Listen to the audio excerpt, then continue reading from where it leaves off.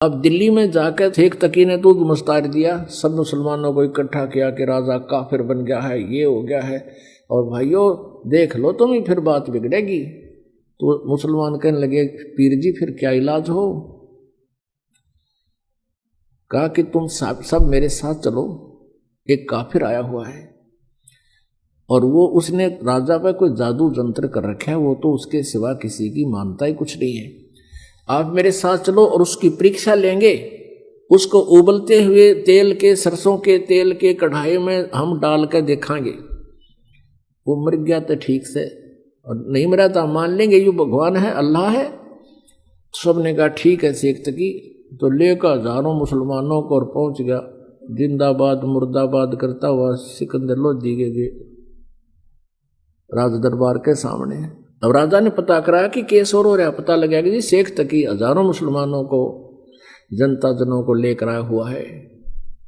राजा ने 5-10 को, मुखिया को अंदर बुलाया, कारण पूछा तो उन कारण बता दिया गया। अब सिकंदर लोधी बड़े दुखी हुए कि महात्मा को लात इसलिए था कि ये कुछ विचार सुनेंगे इनका और हमारा ये आपस का द्वेष कम होगा, पर इसने तो जुल्म कर दिया शेख तकी ने। तो कबीर जी को वहीं अपने ही रेजिडेंस में अलग से कमरे में रखा हुआ था, वहां आदर से रह रहे थे। वहां गए तो कबीर जी ने पूछा क्या कारण है राजन, बड़े मायूस हो? सारी कहानी बताई। सिकंदर लोधी को शेख तकी ने बताया था कि हम इसकी परीक्षा लेंगे और हम ऐसे ऐसे उबलते हुए सरसों के तेल के कढ़ाई में डालकर इसको देखेंगे, जो जीवित रहेगा तो हम भगवान मान लेंगे। अब कबीर जी ने कहा कि एक काम करो, इसको कह दो अपना कर ले काम जो करना चाहता है।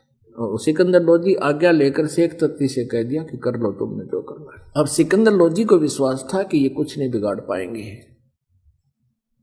उधर से आछे मोटे मोटे लकड़ चूल्हा बड़ा बना कर उसके ऊपर बड़ा कढ़ाया रख कर सरसों का तेल भर दिया और उसमें लकड़ जला दिए। उनको लकड़ जलाने वालों से कह दिया इसने कति इतना उबाल दो न जल उठे और इसमें प्रवेश होते ही चरण देसी खत्म हो जा। ऐसा ही कर दिया, उबले न पूरी तरह जैसे चाय उबला करे। अब शेख तकी ने कहा कि लाओ उसको पकड़कर डालो इसमें। परमेश्वर उठकर आगे खड़े हो गए कढ़ाई के पास और कहा आप इतना कष्ट ना कीजिए शेख तकी जी, मैं अपने आप प्रवेश कर जाता हूं। परमात्मा एकदम उसमें प्रवेश करके और बैठ गया आराम से। गर्दन बाहर दिख रही है, परमात्मा बैठे नो देखें आराम से। शेख तकी नो कहे कुछ भी ना होया। शेख तकी क्या कहता है कि इसने इस गर्म तेल को जंतर मंतर करके ठंडा कर दिया।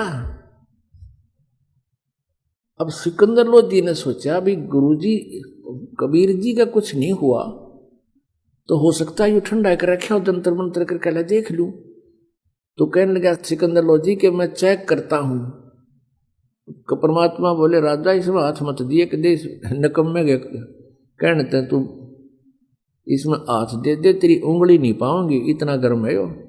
सिकंदर लोधी फिर भी नहीं माना कि कबीर जी बैठे मेरी उंगलियां के बिजली पड़ेगी। नो करते करते उसने 2 उंगली अंदर डाल दी।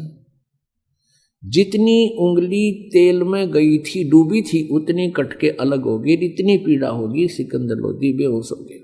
तब परमेश्वर उस कढ़ाई तो बाहर आए, यूं मार दिया राजा नकम्या ने।